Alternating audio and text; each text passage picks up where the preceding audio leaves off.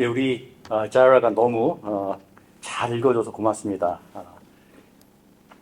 이때 되면은 우리 소년들은 변성기 같은 게 돌면서 웅얼웅얼웅얼 동굴 소리 나는데 이렇게 뱉어내고 소리가 전달되게 잘 읽어줘서 너무 대견합니다. 자, 우리가 말씀을 시작하면서 잠시 기도하겠습니다. 하나님 아버지, 이 시간 말씀을 통하여 주님께서 이곳에 모인 주의 자녀들에게 직접 말씀하여 주시고 그 말씀 앞에 선 성도들이 하나님께서 주시는 그 깨달음을 통해 기쁜 감격에 빠지게 하시고 또 기꺼이 믿음으로 순종하며 나아가는 귀한 은혜의 시간 되게 하여 주시옵소서. 이 모든 말씀 예수님의 이름으로 기도합니다. 저희는 지난주에 바울이 로마로 향했었던 그 여정에 대해서 생각을 해보았습니다.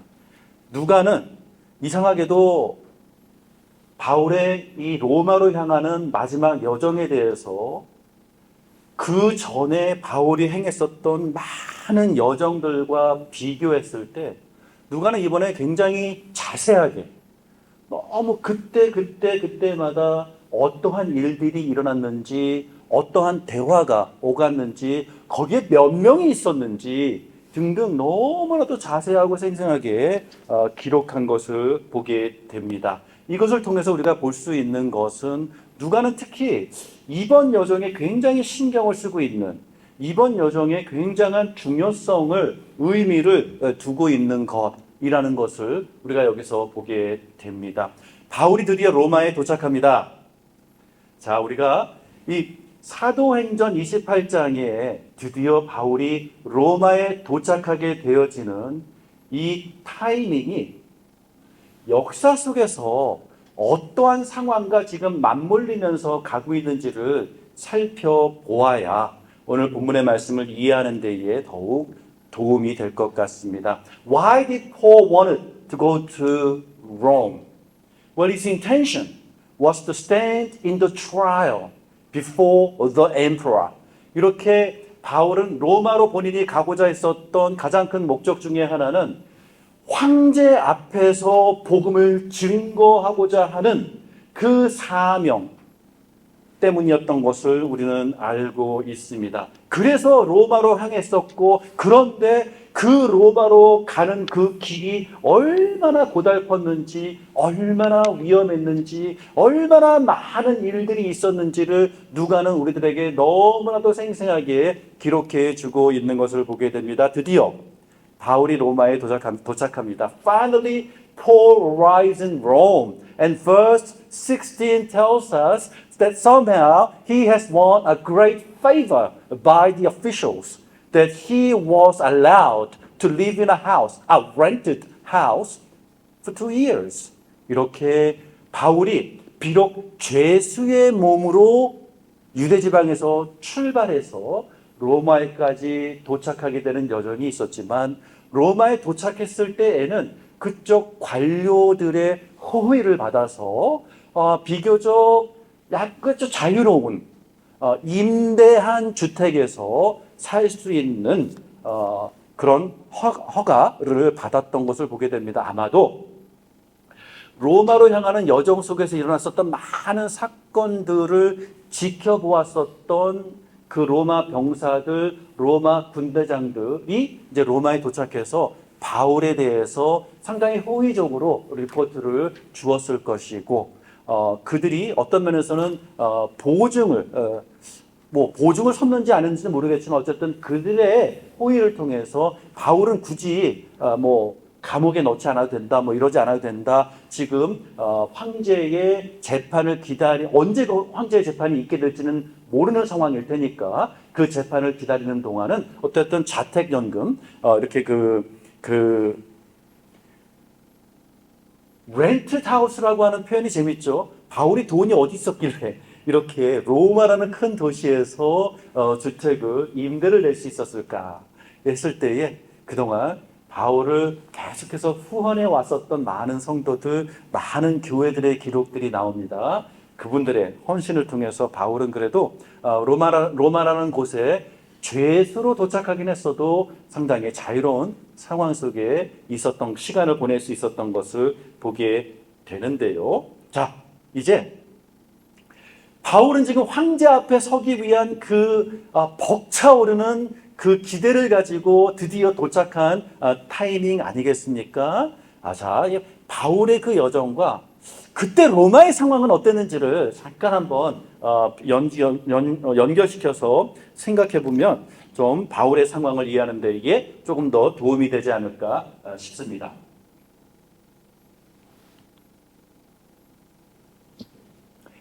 자, 바울이 로마로 떠나기 직전까지 바울은 필릭스 총독이 있었던 그 시절에 2년 동안이나 감금당해 있었습니다.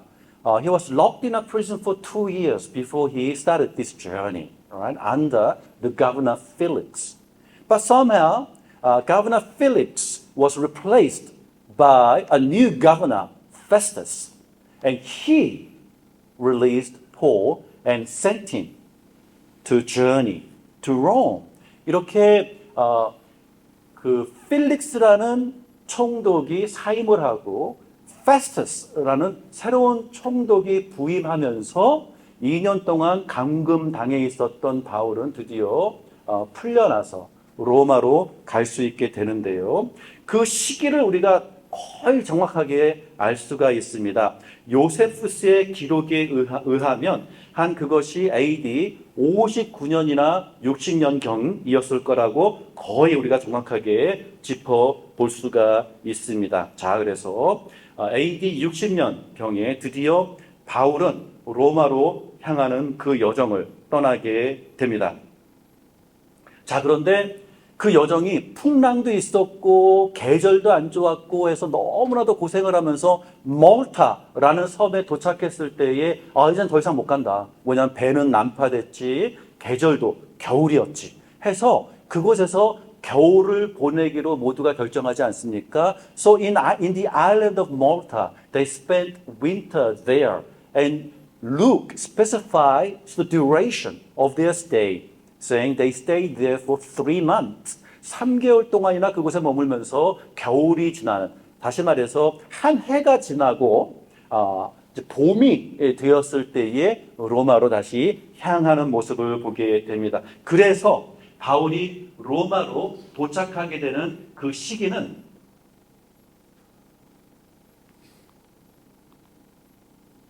그렇죠. 한 62년경 초가 되지 않을까 싶습니다. 자, 바울이 지금 로마로 도착하게 되는 AD 61년, 62년경에는 로마에서는 어떤 일들이 일어나고 있었을까요? 자, 차트를 한번 보겠습니다. 자, 그 당시 네로 황제는 The Emperor Nero was about 24, 25 years old. And he was going through divorce from his first marriage, and also he was preparing for his second marriage. 이렇게 네로 황제는 바로 바울이 로마에 도착했을 때쯤에는 본인의 첫 번째 이혼과 이어지는 두 번째 결혼을 하고 있는 본인의 개인적인 삶 속에서 큰 변화가 일어나고 있었던 시기였습니다. 그리고 정치적으로도 네로는 지금 해결해야 될 문제들이 굉장히 많았었던 상황이었습니다. 네로가 처했었던 상황을 조금 더 자세히 보아야 할 것 같습니다. 왜냐? 왜 바울은 로마에 도착해서 그럼 바로 황제 앞에 나가서 지금 복음을 증거해야 되는 그 사명을 가지고 로마에 도착했는데 왜 2년씩이나 바울은 그 집에 그냥 머물면서 시간은 막연하게 흘러갔을까? 이 부분을 우리가 로마의 상황을 통해서 조금 찾아보기를 원하는 것입니다.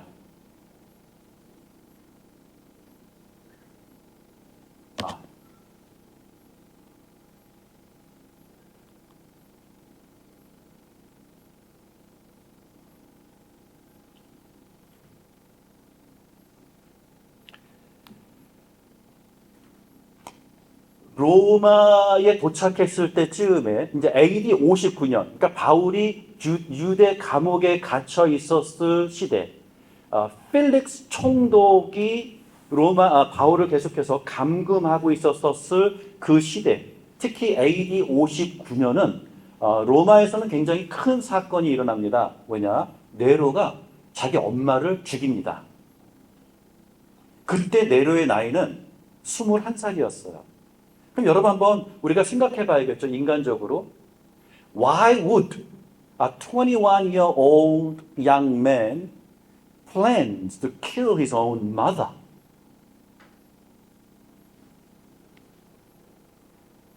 자, 이때 상황이 어땠냐면은 네로는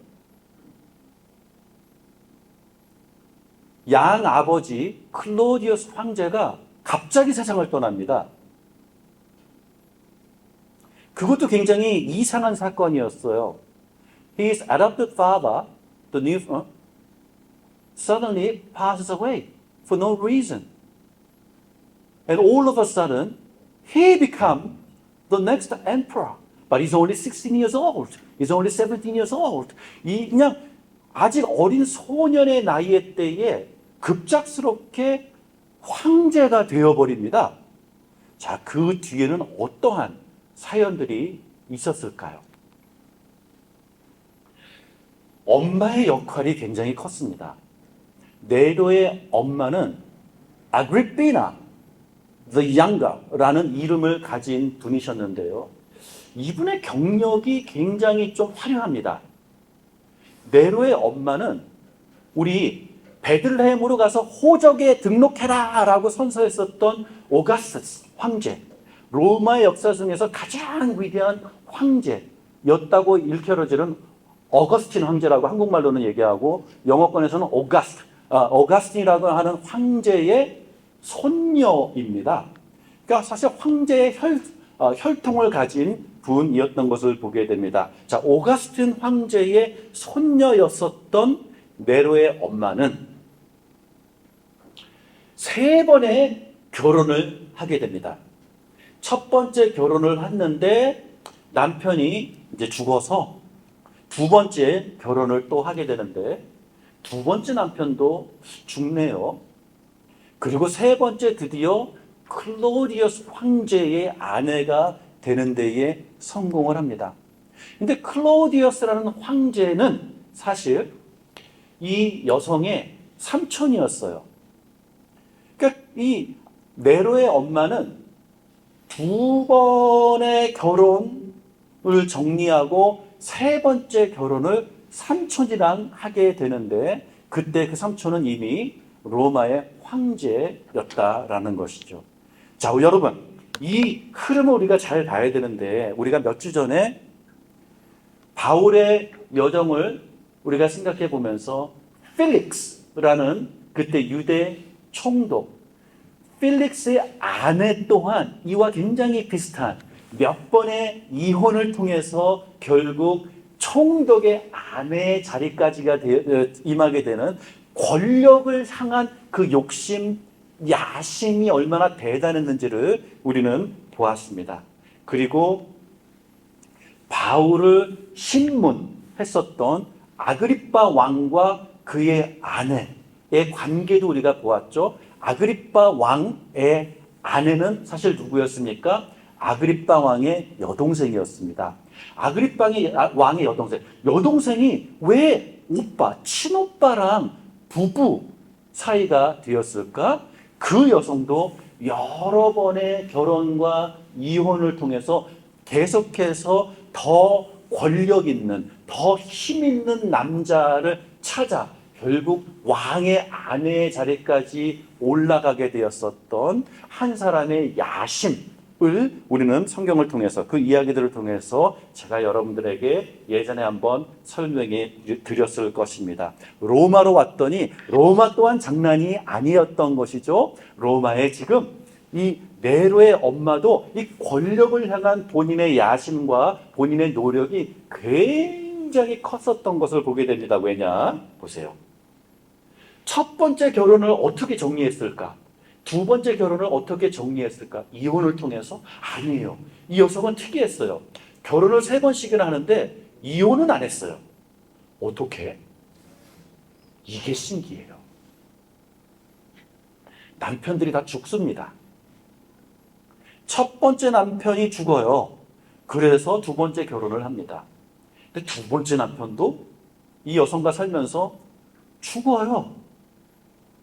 세 번째 남편, 드디어 클로디우스 황제와 결혼을 하는 데 성공합니다. 이때 네로는 첫 번째 남편의 아들이었어요. 그러니까 클로디우스 황제랑은 사실 아무런 관계도 없는 양아들이었을 뿐입니다. 근데 공교롭게도 이 아들이 16살 때쯤에 클로디우스 황제가 이유 없는 죽음을 당하게 됩니다. 왜 죽었는지 몰라요. 그리고는 네로가 황제가 됐을 때 어떻게 됩니까? 네로가 황제 됐을 때 이 엄마가 정치를 합니다. 엄마가 로마의 권력자가 돼서 아들을 통해서 정치를 시작합니다. 이런 모든 과정을 지켜보면서 성장했었던 네로는 16살 때부터 자기가 분명히 황제인데 자기도 알아. 난 아직 너무 어려. 그리고 로마에 있는 많은 정치가들 사이에서 나의 힘은 없어. 근데 이런 상황 속에서 우리 엄마가 자기 마음대로 다 하네. 자기를 사용해서. 참 이러한 답답한 상황에 처했었던 네로는 21살이 되던 해에 참다 못해 엄마를 죽입니다. 자, 그래서 네로가 엄마를 죽였을 때쯤이 바울이 드디어 황제를 만나러 간다라고 선포하면서 로마로 향하고 있었던 시점이 되고, 그래서 바울이 로마에 도착했을 때쯤엔 아까 말씀드렸듯이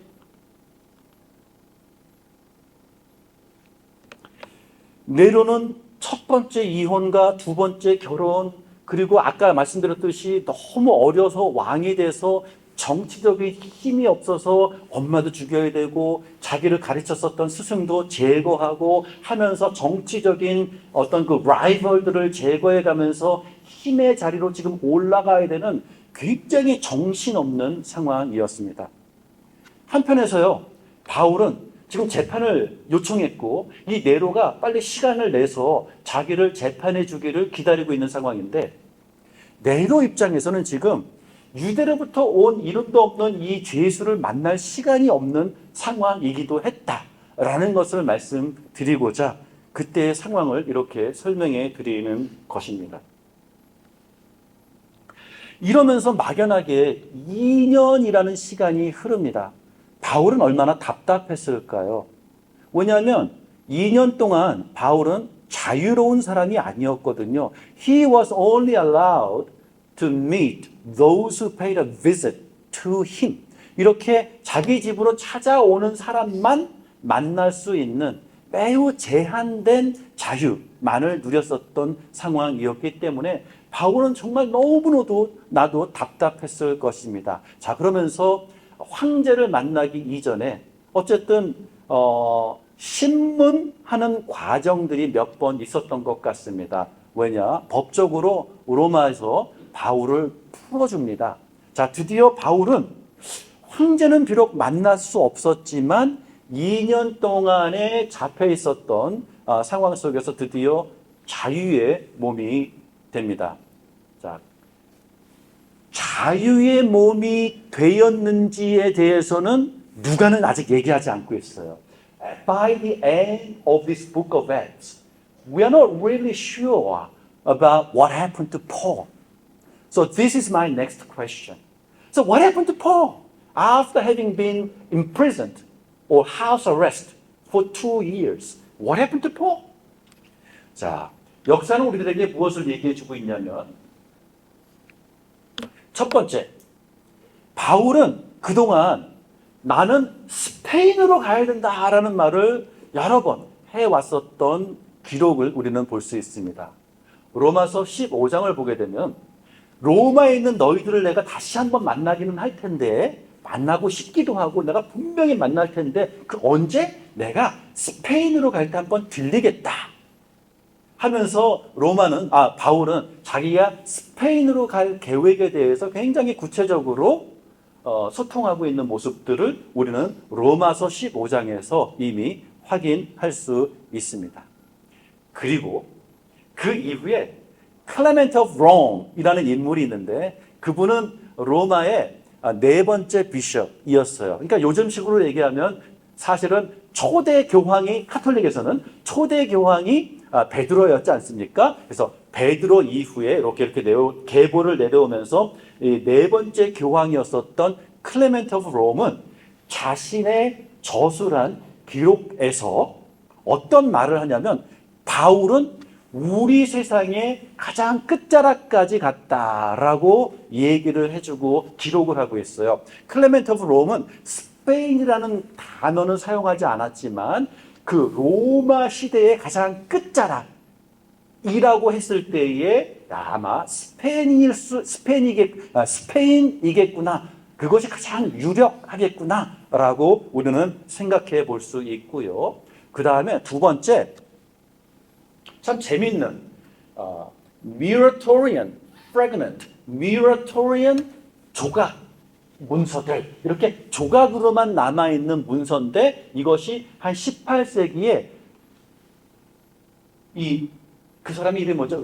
뮤라토리라고 하는 안토니오 뮤라토리라고 하는 수도승이 밀란에 있는 한 도서관에서 문서를 발견하는데 이 문서가 170년경에 기록된 아주 고문서였기 때문에 이 고문서의 이름을 이렇게 발견한 사람의 이름을 따서 뮤라토리의 그 발견한 사람의 이름을 따서 뮤라토리안 조각들, fragment라고 하는데 그 조각을 통해서 기록된 부분을 찾아보게 되니까 바울은 로마에서 떠나서 스페인으로 향했다라고 하는 기록을 찾아볼 수가 있습니다. 그래서 로마서 15장에서도 공공연하게 바울은 로마에서 스페인으로 가기를 원했고 그 이후 역사가들의 기록을 통해서도 바울이 2년 동안의 로마에서 감금당해 있었던 그 이후 로마에서 풀려난 다음에 스페인으로 갔겠구나를 우리가 여기서 생각해 볼 수가 있습니다.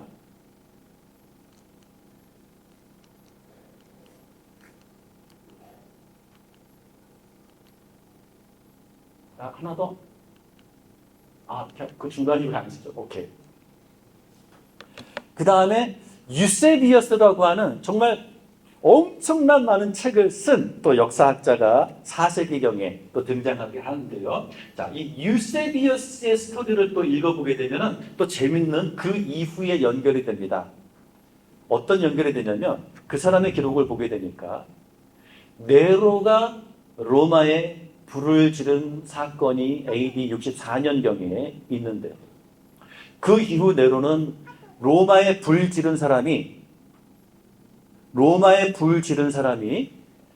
크리스찬들이다 라고 하면서 그 이후로 크리스찬들이 굉장히 큰 핍박을 당하게 되는데 유세비우스의 기록을 보게 되니까 그 당시 크리스찬들이 핍박을 당할 때에 바울이 다시 한번 체포되어서 두 번째 잡히는 거죠. 로마에서 두 번째 잡혔을 때 풀려나지 못하고 사형을 당했다라는 기록이 나옵니다.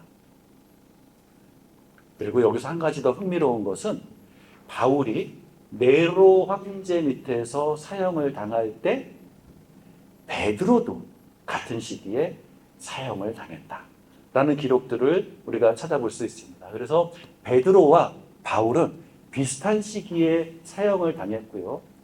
사형당한 방식은 조금 달랐습니다. 그 당시 네로의 핍박 속에서 크리스찬들이 사형을 당했을 때의 보편적인 방법은 십자가에 못 박는 그러한 방법을 통해서 사형을 시켰었는데요. 바울은 십자가에 달려 죽지 않았습니다. 바울은 십자가에 달려 죽지 않고 참수형, 목이 그렇죠 절단되어지는 그러한 벌을 받았는데 그 이유는 무엇이었습니까? 왜 바울은 십자가에 달리지 않고 목이 잘리는 벌을 받았을까요? 그렇습니다. 바울은 로마 시민이었기 때문에 그렇습니다. 로마 법에 로마 시민은 십자가가 너무 끔찍한 사형 그 제도였기 때문에 로마 시민은 십자가에 달지 않았습니다. 그래서 로마 시민이 범죄에서 사형을 당해야 될 경우에는 참수형이 최고의 벌이었습니다. 그래서 바울은 로마 시민이었다라는 덕분에 어떤 면에서는 십자가에 달려 죽게 되지는 않았다라는 기록이 있고요. 베드로는 어떻게 죽었을까요? 저희가 이제 사도행전이 끝나면 베드로의 이야기들을 이어서 생각해 보면 좋겠다라는 생각을 하고 있고 그때 더 자세하게 베드로에게 어떠한 일들이 일어났었는지를 또 여러분들에게 분명히 또 나눌 기회가 있을 것입니다. 자, 이렇게 우리는 사도행전 28장이 사실 어떤 면에서는 굉장히 좀 애매하게 끝납니다. 누가가 사도행전을 기록했습니다. 근데 누가가 사도행전 외에 또 한 권의 책을 또 기록했죠. 우리는 그것을 누가복음이라고 부릅니다. 자, 누가라는 사람이 누가복음과 사도행전이라고 하는 어떤 면에서는 한 권의 책, 1부, 2부로 나뉘어서 볼 수 있는 한 권의 책을 우리가 쭉 저술하면서 누가는 누가복음 1장 1절에 내가 왜 이 책을 기록하는지에 대한 이유와 그 목적에 대해서 분명하게 밝히고 있습니다. 그리고는 사도행전 1장 1절에도 분명하게 내가 1편에서 기록했을 때 여기까지 기록했는데 지금부터는 또 이런 것들을 내가 나눌 것입니다 라고 하면서 누가는 상당히 구체적으로 내가 글을 쓰는 이유와 목적에 대해서 이야기를 해주고 있습니다. 자, 그래서 복음이 어떻게 땅끝까지 전파되어지는지에 대해서 아주 생생하게 굉장히 드라마틱하게 쭉 누가가 실감나게 기록해 나갑니다. 바울은 채찍에 맞았고요. 바울은 돌에 맞았을 때 한 번은 죽은 줄 알아가지고 그 마을 사람들이 그 도시 사람들이 바울을 들고 나가서 저 쓰레기 내각정에 그냥 집어 던졌었을 사건도 있었는데 근데 바울은 거기서 의식을 되찾고 벌떡 일어나서 다시 성으로 들어가서 그 다음날 그 성 안에서 계속 복음을 전한 일도 있답니다 라는 식으로 누가가 이 바울의 일대기를 이 바울이 통해서 복음이 어떻게 땅끝까지 전해지는지에 대해서 굉장히 정말 영화를 보는 것처럼 재밌게 실감나게 우리들에게 기록해 주고 있습니다. 그러면서 드디어 로마까지 가게 됩니다. 그런데 누가가 어떻게 그 로마까지 가는 이야기들을 우리들에게 들려줍니까? 풍랑이 일어납니다. 배가 박살이 납니다. 뱀에 물립니다. 막 엄청난 일들이 막 생기면서 그 고생을 하면서 로마에 도착했습니다.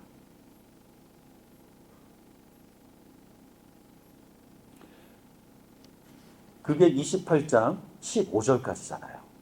그러면 28장 16절에서부터 어떤 기대가 생깁니까? 야, 드디어 로마까지 도착했으니까 하나님께서 이 바울을 통해서 이 로마라는 도시에 얼마나 큰 일을 행하실까라고 하는 기대가 생길 수밖에 없어요.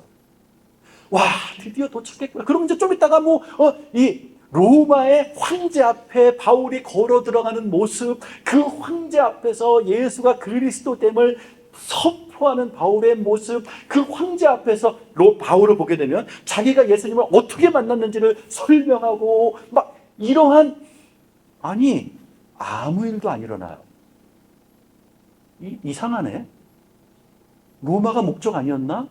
로마에서 엄청난 일들이 일어나야 되는데 근데 누가가 기록하면서 이제 16절에서부터 우리가 관심 있게 봐야 되잖아요. So what happens to Paul from verse 16? Nothing happens. 그냥 2년 동안 시간만 흘러요. 그냥 집에 있어요. 어디 다니지도 못하죠. 그리고 집에 찾아오는 사람들만 만나요. 근데 어떤 사람들 만났나? 16절에서부터 얘기해 주는 건 유대인들 만나서 그 뻔한 대화와 뻔한 반응과 뻔한 결과, 뭐 별로 대단한 게 없어요. 뭐냐? 유대인들과 나눴었던 이 대화, 우리가 사도행전을 보면서 계속 보았었던 내용이잖아요. 유대인들의 반응 뻔해요. 사도행전을 읽어보면서 뻔한 반응들 봤거든요. 그들에게 대해서 바울이 유대인들을 향해서 한두 번 실망합니까? 이번에도 실망하네요. 뭐 색다른 거 없어요. 그래서 그 다음에는 어떻게 되는데? 그 다음에는 어떻게 되는데? 아니, 끝나요. 책이 이상하게 끝나요. 그래서 사실은 교회사를 통해서 여태까지 학자들 뿐만이 아니라 모두가 사도행전은 진행 중이다 라고 생각할 수밖에 없어요. 분명히 사도행전은 29장이 있어야 돼요. 30장이 있어야 돼요. 28장에서 이렇게 끝날 수가 없어요. 바로 그게 누가가 의도한 것이에요. 누가는 우리들에게 바울의 이야기는, 또 복음이 땅 끝까지 전해지는 이 복음의 여정은 28장에서 끝나지 않았다. 여기에는 29장이 있고 30장이 있고, 여기에 바로 이 글을 읽게 되는 독자들, 이 글을 묵상하게 되는 성도들, 이 글이 선포되어지는 교회들에게 누가는 얘기하는 거예요. 당신들의 이야기가 사도행전 29장이고 당신들의 이야기가 사도행전 30장이 되어질 것이다. 주님께서 사도행전 1장 8절에 오직 권능이, 성령이 임하시면 너희가 권능을 받고 너희가 땅끝까지 나의 증인이 될 것이라고 말씀하신 땅끝까지 증인이 되어지는 그 증인들은 바로 당신들입니다 라고 이야기하고 있는 누가의 마음을 우리는 여기서 볼 수 있게 된다라는 것입니다. 참 신기합니다. 이렇게 모두가 다 알고 있었어요. 사도행전에는 29장이 기다리고 있다는 것을. 그런데 참 신기하게 우리 한국교회 상황 속에서 보게 되면 어느 날 하영재 목사님께서 Acts 29에 대해서 언급할 때 마치 이것이 하영재 목사님의, 마치 이것이 온누리 교회의 고유, 정말 전유물처럼 느껴지는, 사도행전 29장 하면 그들의 어떤 트레이드마크처럼 보여지는, 참 이것도 굉장히 신기해요. 얼마나 하영재 목사님께서 한국 교계에 그 신선한 영향력을 끼치셨으면 그분이 말씀하셨던 사도행전 29장, 이미 수만 명, 수천 명들이 말했었던 사도행전 29장, 근데 이분이 말씀하셨던 사도행전 29장이 이렇게 우리 한국교회 또 그 성도들에게 이렇게까지 깊이 각인이 되었을까? 참 대단하다 라는 생각을 우리가 또 새삼스럽게 또 해볼 수 있습니다. 자, 이제 이것을 이제 한번 묶어봅시다. 여러분, 오늘 말씀의 제목은 능력 있는 사역자, 부흥하는 교회의 특징입니다. 사도행전은 그 시작부터 엄청납니다. 베드로가 등장합니다. 초기에, 그렇죠? 그리고 베드로가 한번 설교를 툭 던집니다. 아이, 웬일입니까? 4,000명, 5,000명이 전부 다 예수 믿겠다고 난리치고 다 줄 서서 세례받습니다. 교회가 개척이 됩니다. 교회가 막 엄청난 일들이 일어납니다. 사람들이 다 자기 물건들 팔아서 교회에 바치고 모든 물건들을 함께 나누면서 복음이 선포되어지고 있고, 온갖 능력과 기적들이 일어나면서 계속 사도행전 우리들에게 이 사건으로 인해서 교회는 더욱더 부흥했다. 이 사건으로 인해서 이 교회가 더욱더 흥황해 갔다. 계속 성장하고 있는 복음의 확장에 대해서 너무나도 익사이팅하게 우리들에게 이야기해 주고 있습니다. 그러면 로마서 28장 16절에서부터 이 결론을 진짜 화려하게 근데 누가는 우리들에게 갑자기 시원하게, 바울은 로마에 도착했을 때 그가 유대 땅에서 매일 하던 그 일을 계속했다. 끝. 이렇게 끝내고 있습니다. 여러분, 능력 있는 사역자, 부흥하는 교회의 특징에 대해서 우리가 생각해 보길 원합니다. 저의 경험을 좀 합쳐서 생각해 보았으면 어떨까 싶습니다. 하나님께서 멜번에서 저를 어떤 이제 열방으로 떠나라 하셔서 모든 것을 정리하고 딱 수케이스만 들고 떠났을 때, 그리고 떠난 이후에 그러한 방식으로 부르심을 받아 떠남의 여정을 시작한 많은 사역자들을 만났습니다.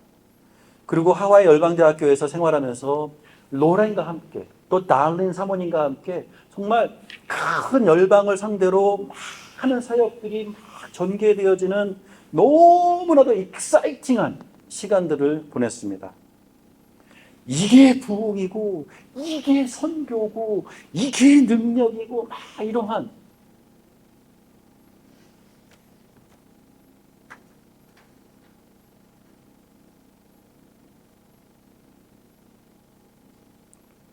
근데 제가 오늘 이렇게 2024년도 이 시간에 원인러브 교회의 목회자로서 서로를 둘러보세요. 이렇게 자그마한 교회에서 말씀을 전하고 있습니다. 매주 말씀을 전하고 있습니다. 저에게는 이것이 큰 고민이 됩니다. 사도행전을 공부해가면서, 연구해가면서, 사도행전을 통해 말씀을 준비해가면서 끊임없는 질문을 제 스스로에게 했습니다. 능력 있는 사역자, 부흥하는 교회의 특징, 소명, 부르심. 근데 저는 오늘 본문의 말씀을 읽으면서 무릎을 쳤습니다. 이거다. 능력 있는 사역자는 어떤 사역자입니까?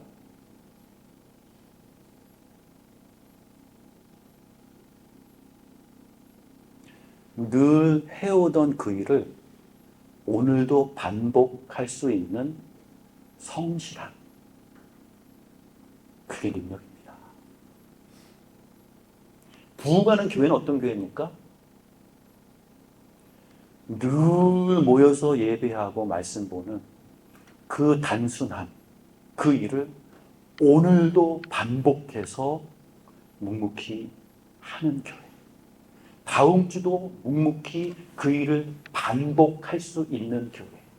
그리고 매주 똑같은 패턴이 반복이 되어지는데 거기에 감격이 있고, 거기에 감동이 있고, 거기에 은혜가 있고, 거기에 눈물이 있고, 거기에 도전이 있는 교회. 그게 바로 부흥의 현장이고, 그게 바로 능력의 증거라는 것입니다. 무슨 말입니까? 여러분, 바울처럼 부르심을 받았어요. 소명을 받았어요. 로마까지 가야 돼요. 로마까지 가면서 엄청난 일들을 경험해요. 막 기대가 돼요. 야, 로마에서 그럼 얼마나 대단한 일이 있을까? 했더니 로마에 갔는데 유대 땅에서 하던 그 일이 똑같이 아주 잔잔하게 반복이 돼요. 특히 로마에서는요, 바울이 엄청난 기적을 행했다라는 표현도 없어요. 그냥 대화 나누고 그 대화 속에서 예수님이 주가 되신다는 사실들을 여전히 증명하고 있어요. 그리고 그거를 받아들이지 못하는 사람을 향해서 여전히 안타까워하고 있고요. 또 새로운 사람 만났을 때 역시 똑같은 그 사실을 그 사람에게는 설득하기 위해서 그 대화를 똑같이 반복하고 있어요. 여러분, 이제 우리의 현실을 이야기해 드리겠습니다. 열방대학에서 사역을 하면서 참 많은 나라들을 방문해 봤습니다. 많은 나라에 가서 많은 교회들을 방문하고 많은 현지 사역자들을 만나고 현지 사역자들을 훈련하는 기회들을 참 경험들을 많이 했습니다. 자, 그리고 그때마다 또 한국을 방문하게 되고 그 여정 중에 또 한국을 방문하면 이래저래 또 소개도 받고 초청도 받아서 참 그렇죠. 큰 교회, 이런 교회, 저런 교회 방문해서 말씀도 전했었다. 그러면 그런 사람의 입장에서는 그 자리가 인간적으로 얘기할 때 참 괜찮아요. 주목도 받죠. 사람들의 반응도 참 뜨겁죠. 한편으로는 지난번에도 어느 교회를 수요일날 저녁 때 잠깐 방문해서 말씀을 전했는데 하나님께서 은혜를 주셔서 성도님들이 그 자리에서 헌금을 하시는데 목사님이 나한테 와서 야, 이건 역대급 헌금이 나왔다고, 주일 헌금보다 훨씬 더 많이 나왔다고. 성도들이 감동을 받고 도전을 받고 은혜를 받는 엄청난 일들이 있어요. 그러면요, 사역자는요, 이게 사역이다. 이게 부르심이다. 이게 바로 내가 쓰임을 받고 있다는 증거 아니냐. 이야, 벅차오른다. 감격스럽다. 이것을 한편으로 느끼고요. 두 번째는요. 정말 사람의 고백이지만 강단 앞에 서보고 말씀을 전하다 보면 내가 그동안 설교했었던 여러 100편의 설교가 있다면 그 중에 어떤 설교들이 참 반응이 좋은지, 어떤 설교들이 정말 어떤 이런 은혜가 있는지를 나름대로 좀 추려낼 수가 있어요. 반복하면 돼요. 몽골에 갔을 때 그거 반복하고, 네팔 갔을 때 반복하고, 여러 가지 세미나 반복하면 돼요. 듣는 사람은 새롭거든요. 처음 듣는 거거든요. 그리고 뒤집어져요. 은혜 받을 난리가 나요. 우러러봐요, 사람들이. 원인러브 교회로 왔어요. 저는 어떻게 해야 되죠? 제 설교 18번을 여기서 몇 번 반복하면 될까요? 한 번이면 돼요. 그 다음 주는요, 새로운 설교. 그 다음 주는요, 또 새로운 설교. 매주 새로운 말씀 묵상하고 새로운 본문 연구하면서 매주 여러분 앞에 그 말씀의 꼴을 나누는 그 매주 반복되는 그 평범함, 그거를 저는 지켜야 돼요. 로마에 도착한 바울이 그걸 하고 있더라고요. 그래서 우리 젊은 사역자들에게도 또 부르심을 받아 하나님 앞에서 지금 막 벅차오르는 마음을 품고 있는 여러분들에게 제가 도전합니다. 여러분, 사역은 내가 이 일을 매주, 이 똑같은 일을 내가 매주 반복할 수 있는 성실함이 있느냐. 여기에서 답을 내셔야 돼요. 내가 오늘은 로마로, 내일은 스페인으로, 모레는 어디로 내가 열방을 다니면서 대형 교회, 엄청난 교회에서 설교를 하고 그 교회 사람들이 막 은혜 받았다고 헌금을 왕창 해가지고 현금을 나한테 다 주시고 우와 막 아니, 제가 지난주에 설교를 했을 때 나름대로 막 좋았어요. 저 일주일 동안 유튜브에 올렸는데 조회수가 8개야. 그 중에 그 조회수 8편 중에 한 3개나 4개는 올린 사람 빼면은 사실은 그 유튜브 영상을 본 사람은 없다라는 거예요. 자, 여러분, 솔직한 나눔이에요. 저에게 물어보는 거죠. 알렉스, are you willing to stand and preach again the following Sunday? Are you willing to put hours in your efforts to read the Bible, to prepare the sermon, and stand again in the following Sunday to preach the message to the same people who are not necessarily excited by my preaching? Most of the time, they fall asleep. Most of the time, they yawn. Most of the time, they think my sermon is too long. Alex, are you willing to continue and be faithful in this calling? 자, 여러분에게 오늘 말씀을 마치면서 이 도전을 드립니다. 하나님의 부르심은 여기에서 확인이 되어야 되고, 나를 향한 하나님의 부르심은 바로 여기에서 검증이 되어야 합니다. 그리고 그것은 이것입니다. 내가 매주 같은 일을 주님이 오시는 그날까지 같은 곳에서 같은 사람을 상대로 이 일을 내가 해낼 수 있느냐. 그 반복의 성실함을 보이는 사역자가 능력 있는 사역자이고, 그 반복 안에 은혜와 눈물을 감격하는 교회가 바로 부흥하는 교회입니다. 여러분은 능력의 현장, 부흥하는 교회에 이미 와 있습니다.